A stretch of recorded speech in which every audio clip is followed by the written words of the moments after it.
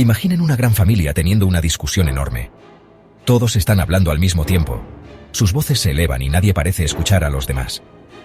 La tensión es palpable, y cada miembro de la familia está convencido de que su punto de vista es el correcto. La mesa, que una vez fue un símbolo de unidad, ahora es un campo de batalla de ideas y creencias. Ya no se ponen de acuerdo en nada. Finalmente, deciden separarse. Cada uno toma su propio camino, llevando consigo sus propias convicciones y dejando atrás la unidad que alguna vez compartieron. La ruptura es dolorosa, pero parece inevitable. Eso fue lo que pasó con la Iglesia cristiana en 1054. La Iglesia, que había sido una sola entidad durante siglos, se dividió en dos ramas distintas debido a diferencias irreconciliables. Este evento se llama la Gran Cisma. Fue un momento decisivo en la historia del cristianismo, marcando el punto en el que las diferencias teológicas, políticas y culturales se volvieron insuperables. Dividió la Iglesia en dos ramas: la Iglesia católica romana en Occidente y la Iglesia ortodoxa oriental en Oriente. Cada una de estas ramas desarrolló sus propias tradiciones, liturgias y estructuras de liderazgo. Antes de 1054, los cristianos tanto en Oriente como en Occidente eran parte de una sola Iglesia. Compartían una herencia común y una fe que los unía a pesar de las distancias geográficas. Compartían las mismas creencias básicas. Los textos sagrados, los sacramentos y las enseñanzas de los primeros padres de la Iglesia eran comunes a todos. Pero con el tiempo, surgieron diferencias. Estas diferencias no eran solo teológicas, sino también culturales y políticas. Las prácticas litúrgicas comenzaron a divergir, y las interpretaciones de las escrituras variaban. Estas diferencias causaron tensión y conflicto. Los líderes de la Iglesia en Oriente y Occidente comenzaron a desconfiar unos de otros, y las disputas se volvieron más frecuentes y más intensas. La Gran Cisma fue un proceso largo. No fue un evento único, sino una serie de desacuerdos y conflictos que se acumularon con el tiempo. No sucedió de la noche a la mañana. Las tensiones se fueron acumulando lentamente, a lo largo de siglos, hasta que finalmente alcanzaron un punto de ruptura. Las tensiones se acumularon durante siglos. Cada desacuerdo, cada disputa, añadía una nueva capa de resentimiento y desconfianza. Pero 1054 se considera el año en que la separación se hizo oficial. Fue entonces cuando las diferencias se formalizaron, y la Iglesia se dividió en dos ramas distintas, marcando el inicio de una nueva era en la historia del cristianismo. Una diferencia importante fue el papel del Papa. En la Iglesia católica, el Papa no solo es una figura espiritual, sino también una autoridad central que guía a los fieles en cuestiones de doctrina y moral. Esta figura ha sido fundamental en la historia del cristianismo occidental. El Papa es el jefe de la Iglesia católica. Su influencia se extiende a nivel global, y su papel ha evolucionado a lo largo de los siglos, adaptándose a los cambios sociales y políticos. Se le considera el sucesor de San Pedro, el primer Papa.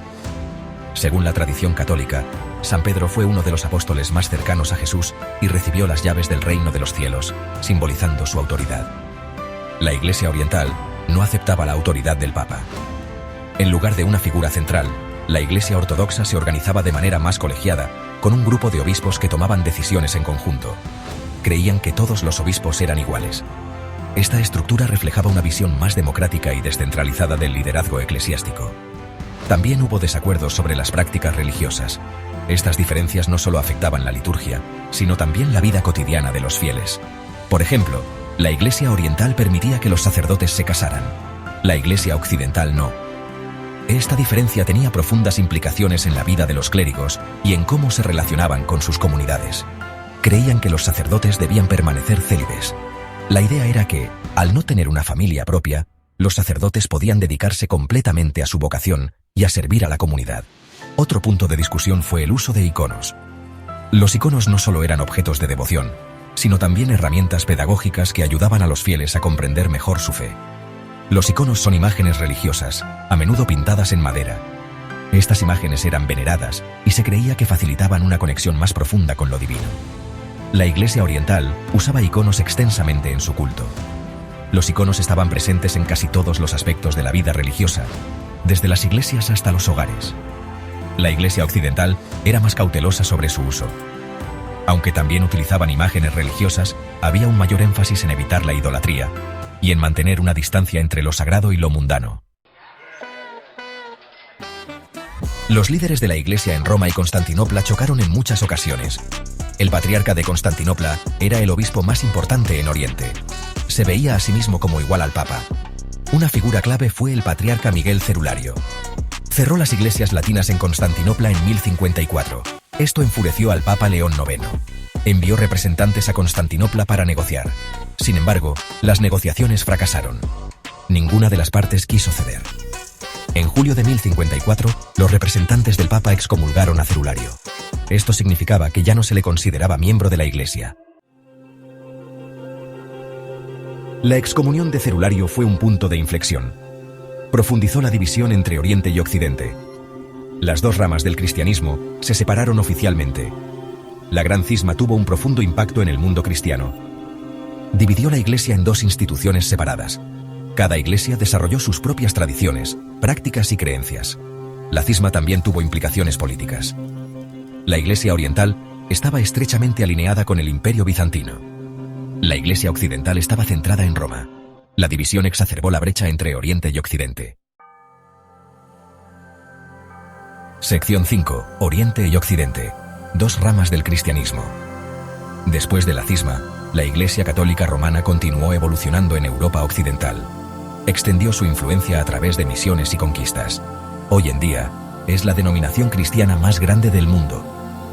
La Iglesia ortodoxa oriental se mantuvo fuerte en Europa del Este, Oriente Medio y Rusia. Es una comunión de iglesias autocéfalas, cada una gobernada por su propio patriarca. A pesar de sus diferencias, ambas iglesias comparten las mismas creencias cristianas fundamentales. Creen en la Trinidad, la divinidad de Jesucristo y la autoridad de la Biblia. Sección 6. Los iconos. Ventanas al cielo. El uso de iconos sigue siendo una distinción clave entre las dos iglesias.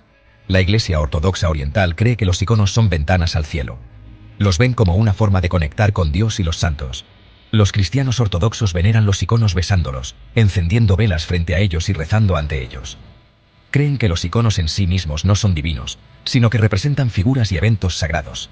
La Iglesia católica romana también usa imágenes religiosas, pero pone menos énfasis en su veneración. Los católicos son más propensos a ver las imágenes como herramientas para la enseñanza y la inspiración. Sección 7. La barrera del idioma. Latín versus griego. El idioma también jugó un papel en la cisma. La diferencia en los idiomas utilizados por las iglesias occidental y oriental fue una de las muchas razones que llevaron a la división. La Iglesia occidental usaba el latín como su lengua litúrgica. El latín no solo era el idioma de la misa, sino también de todos los documentos oficiales y escritos teológicos. Esto significaba que cualquier persona que quisiera participar plenamente en la vida religiosa y académica de la Iglesia occidental necesitaba conocer el latín. La Iglesia oriental usaba el griego. Al igual que el latín en Occidente, el griego era fundamental para la liturgia, la teología y la administración de la Iglesia oriental. Los textos sagrados, las homilías y los escritos de los padres de la Iglesia estaban en griego, lo que hacía que este idioma fuera esencial para la vida religiosa en Oriente. Esta barrera del idioma dificultaba que las dos partes se comunicaran eficazmente. Los líderes de ambas iglesias a menudo encontraban complicado entenderse mutuamente, lo que llevaba a malentendidos y desconfianza. La falta de una lengua común exacerbaba las diferencias teológicas y culturales. El latín era el idioma del Imperio Romano. Durante siglos, fue la lengua de la administración, la ley y la cultura en todo el vasto territorio del imperio. Incluso después de la caída del Imperio Romano de Occidente, el latín continuó siendo una lengua de prestigio y autoridad.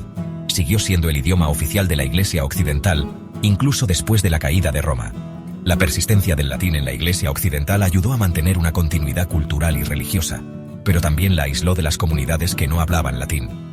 El griego era el idioma del Imperio bizantino. En el Imperio bizantino, el griego no solo era la lengua de la Iglesia, sino también de la administración y la cultura. La rica tradición literaria y filosófica griega continuó floreciendo en Bizancio. También era el idioma del Nuevo Testamento. Los textos originales del Nuevo Testamento fueron escritos en griego, lo que subrayaba la importancia de este idioma en la tradición cristiana oriental. El uso de diferentes idiomas reflejaba las diferencias culturales y políticas entre Oriente y Occidente. Mientras que Occidente miraba hacia Roma y su legado, Oriente se veía a sí mismo como el heredero de la cultura helénica. También contribuyó a la creciente sensación de separación entre las dos iglesias. Con el tiempo, estas diferencias lingüísticas y culturales se convirtieron en barreras insuperables. llevando finalmente al gran cisma que dividió permanentemente a la cristiandad en Oriente y Occidente. Sección 8. Un legado de división. La Gran Cisma fue un evento traumático en la historia cristiana. Dejó un legado de división y desconfianza que persiste hasta nuestros días.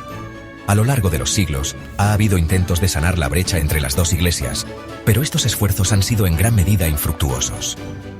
La cisma sigue siendo un recordatorio de la fragilidad de la unidad cristiana. También destaca la importancia del diálogo y la comprensión entre diferentes religiones. Sección 9. ¿Por qué importa hoy? Comprender la Gran Cisma es importante hoy por varias razones. Nos ayuda a comprender la historia del cristianismo y sus diferentes ramas.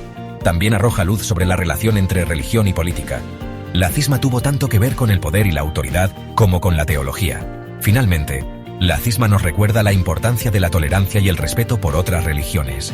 Incluso dentro del cristianismo, hay una diversidad de creencias y prácticas. Debemos esforzarnos por comprender y apreciar estas diferencias.